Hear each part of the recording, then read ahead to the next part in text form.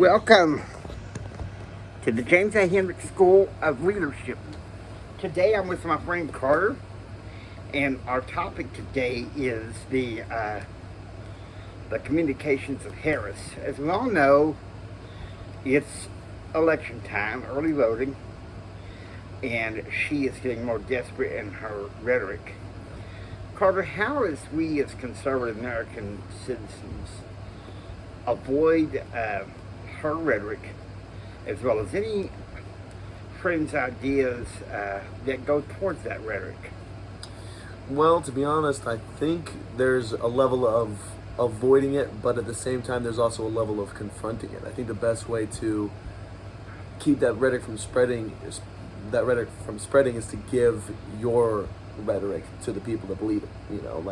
I don't really have any friends or anything that have leftist leaning beliefs or anything like that, but there are people that I talk to online who are, and I've talked to them multiple times about the multiple ways of communication that Harris has has tried to adapt to. We've seen her on more podcasts, we've seen her in more interviews, but unfortunately it's been pretty negative for her every time, in my opinion. And I think it's important to make people realize that, they could see her as a strong candidate, could see her as a strong possibility for president, but at the end of the day, you watch one of her interviews, you watch her podcasts, and it's not somebody that you see in the presidential role. It's just canned answers, and not actually exactly a clear statement of square responses. No clear statement of policy. Actually, yes, sir.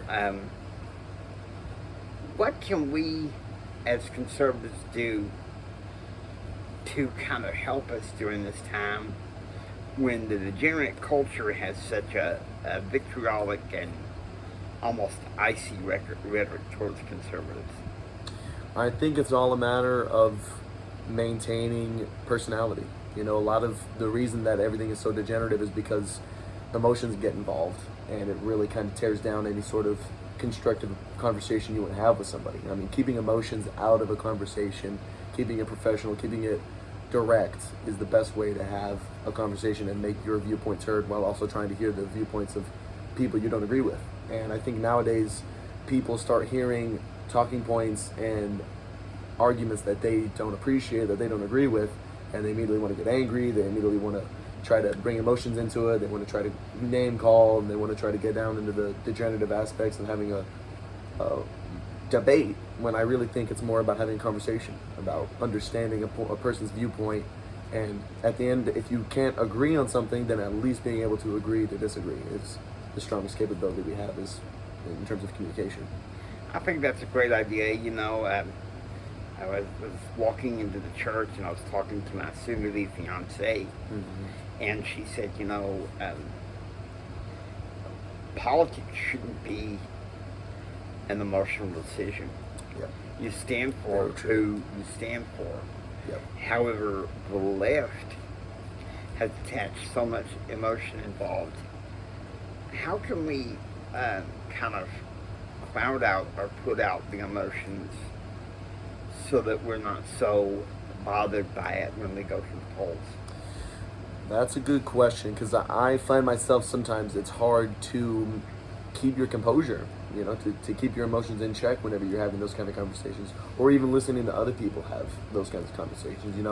I love listening to podcasts, political podcasts of any kind, especially ones like this that are growing, that are getting more viewers. I think it's important for people to sit down and watch people have conversations, whether they agree or whether they don't.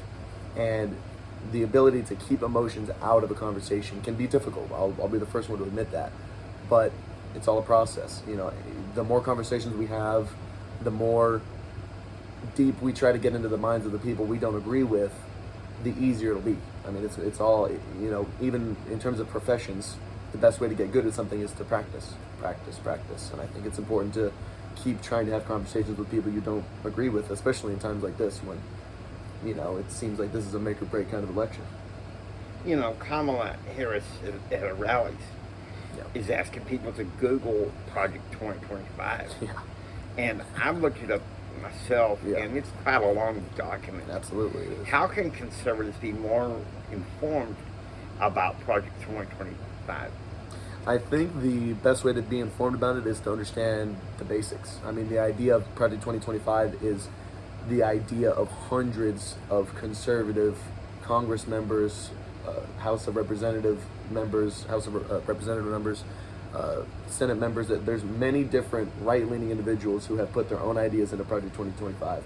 So it's a conglomeration of far-right ideals, medium-right ideals. There's a lot of things in there that certain people would agree with. There's probably more things in there that people would disagree with.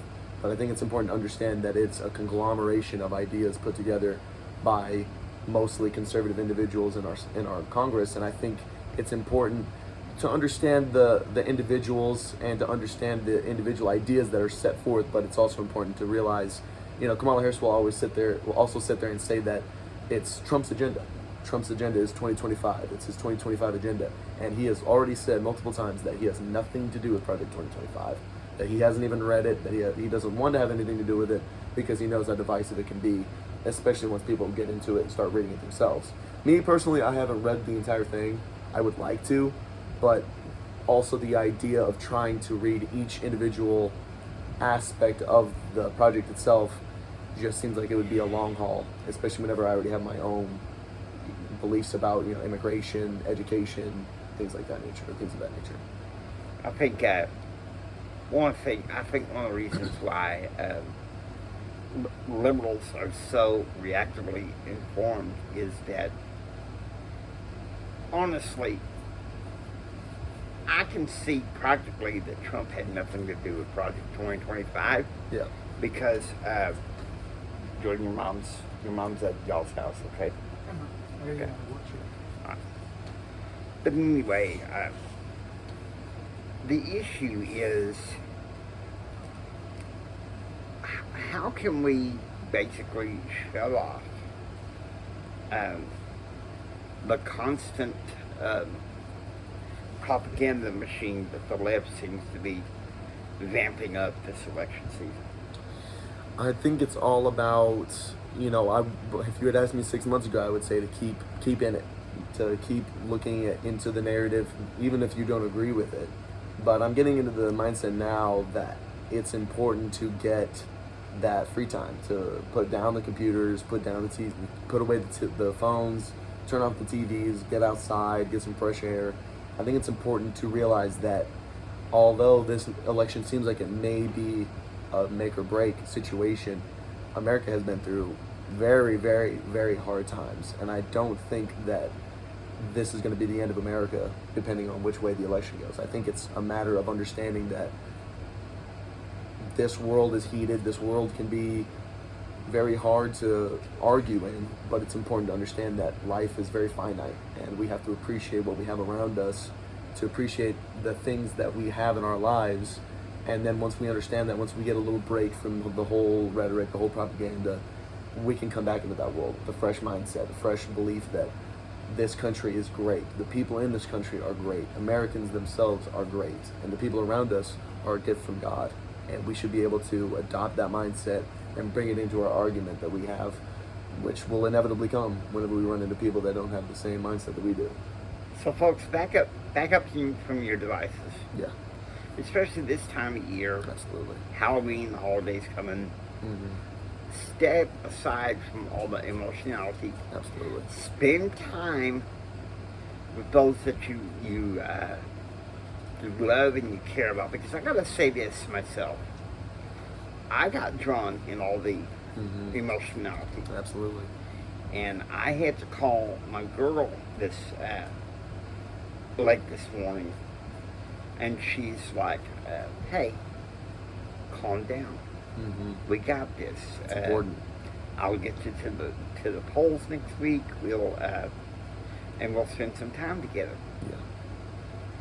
Yeah. Because I think, how can we as conservatives invite a government that helps people be more self-reliant? Say, people on public assistance that would like to have a leg up, not being on the dole so much. Yeah, I think it's important to have people around you that are willing to get you out of situations like that. Like, for example, my wife, she does the same thing for me. sometimes I can get pretty heated. You know, I'll even just be talking to her about something that I heard in the day, and she can tell that I'm getting a little irritated about it, you know, a little heated, and she can really calm me down. She can really bring me down, and I think it's important to be able to do that as individuals, but also to have people in our lives that can help us with that, because sometimes it can get pretty difficult, but it's important to just try to continue to have calm minds, to have a calm soul, especially approaching situations as delicate as, you know, abortion, education, immigration. These are all things that are very pressing in our culture nowadays, which I fully encourage, but it's also important to realize that it's not everything in our life. We have to empower ourselves. Yes. Rather than just sitting there thinking that government is the end-all be-all. Exactly. Because one thing I see a lot on social media is this propaganda that says you're entitled to all this. How Yes. can we as conservatives get out of the entitlement mentality? I think it's a matter of having a strong work ethic, having a strong moral ethic. Really, my belief is that you won't have a victim mentality, you won't have an entitled mentality if you work for the things you have in your life. You know, if you have a job, you worked for your car, you worked for your house, you've done things in your life that you have done yourself, that you haven't had handed to you. I think having that sort of foundation, especially early in life, grows a person into the realization that you can't have everything handed to you, especially by the government, because the government will do nothing but hand out and make it to where you rely on them for everything. And I don't believe in that. I believe that the individuals have the power to empower themselves, that individuals have the power to empower the people around them, and can come to their own conclusions and can create their own success. And I don't think we need the government to do that. And to get out of that entitled mentality, I think it's important to have a strong foundation of working for yourself, working for your family, and earning an honest wage. I think that's true, and I think really for decades,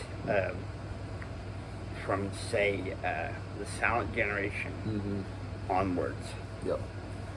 it's kind of like you're entitled to this. Yes. Stay entitled. Yes, absolutely. But I think, Carter, it's up to my generation and yours to kind of set the record straight, Absolutely. to put a stop to this. And Absolutely. how can we do that in discussion with our friends that go, and even outsiders that constantly go into this thing, well, I'm entitled. Yeah. I think it's important, like I said, as long as you have that foundation of working for your own items, working for your own wage, working for your family, you can take that to people that don't necessarily agree with that and show them. Tell them honestly, like, I've done this, and I've become a successful person because of it. I have a beautiful wife. I have a job that I've had for multiple years. I bought my own car. I don't have this mentality of I'm entitled to what you have. I don't have this mentality that I'm a victim because of this. I don't have this mentality that I need what you have to be happy. I think it's a matter of being able to tell people you can accomplish your own happiness, your own success, 100% on your own. This country was built for people to build themselves up. And it might be difficult, it might be hard. It's not meant to be easy. There's a lot of competition out there, there's a lot of people who want the same things you have. But I can tell you right now, those people out there, those successful businessmen, they don't have the mentality of, I want what you have. They don't have the mentality of, I'm entitled to what you have. They have the mentality of, I worked for what I got. I have all this money because of what I did. And it's important to have that kind of foundation to build off of and to encourage the people around us to have the same mentality.